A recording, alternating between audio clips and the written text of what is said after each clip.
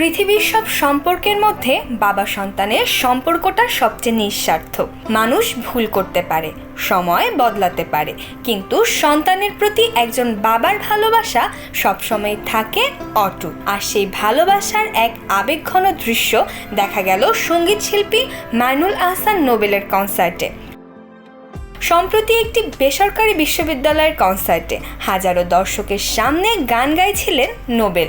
হঠাৎই থমকে গেলেন আর জানালেন জীবনের সবচেয়ে বিশেষ পরিচয়ের কথা।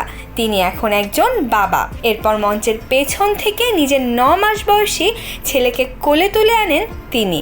দর্শকদের সঙ্গে পরিচয় করিয়ে দিয়ে জানান আদরের ছেলের নাম রেখেছেন নোবেল জুনিয়র।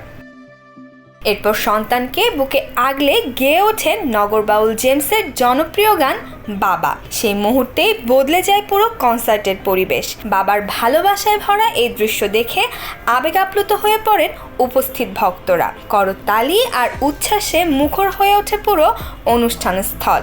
বাবা হওয়ার পর এবারই প্রথম কোনো কনসার্টের মঞ্চে নিজের সন্তানকে প্রকাশ্যে আনলেন নোবেল।